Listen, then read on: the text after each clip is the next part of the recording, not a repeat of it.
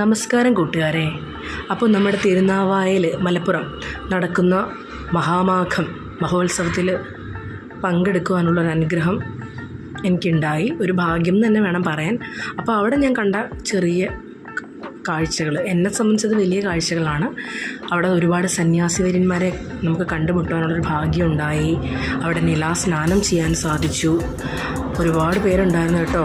അതോടൊപ്പം തന്നെ ഗംഗാരതിക്ക് തുല്യമായിട്ടുള്ള നിള ആരതി ദർശിക്കുവാനും അവിടെ ആ ഒരു സംഗീതത്തിൽ ലയിച്ച് ആ ഒരു എന്താ പറയുക, ആ ഒരു ഫീല് നമ്മളവിടെ ഇരുന്നാൽ മാത്രമേ നമുക്കത് മനസ്സിലാവുള്ളൂ. ഏതൊരു കാര്യവും അങ്ങനെയാണല്ലോ, നമ്മളത് ചെയ്തു നോക്കിയാൽ മാത്രമേ നമുക്കതിൻ്റെ യഥാർത്ഥത്തിലുള്ള കാര്യം എന്താണെന്നുള്ളത് മനസ്സിലാക്കാൻ പറ്റൂ. പുറമേ നിന്ന് കാണാനും, വ്യക്തികളുടെ കാര്യം അങ്ങനെ തന്നെയല്ലേ, പുറമേ നിന്ന് കാണാനും അസ്യൂം ചെയ്യാനും ഒക്കെ നമുക്ക് പറ്റും. പക്ഷേ നമുക്കത് അടുത്തറിഞ്ഞാൽ മാത്രമേ അത് ഒരുപാട് കാര്യങ്ങളുണ്ട്. ഞാനിപ്പോൾ ഇങ്ങനെ പറയുന്നതിൻ്റെ പിന്നിൽ ഒരുപാട് കാര്യങ്ങളുണ്ട്. അതൊക്കെ ഞാൻ നിങ്ങളോട് വഴിയെ ഷെയർ ചെയ്യാം കേട്ടോ.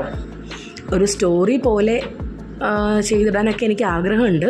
എന്നെ സപ്പോർട്ട് ചെയ്യണം നിങ്ങൾ. ഓക്കെ കൂട്ടുകാരെ, അപ്പം നമുക്കിനി ഒരു അടുത്ത വീഡിയോയിൽ കാണാം കേട്ടോ.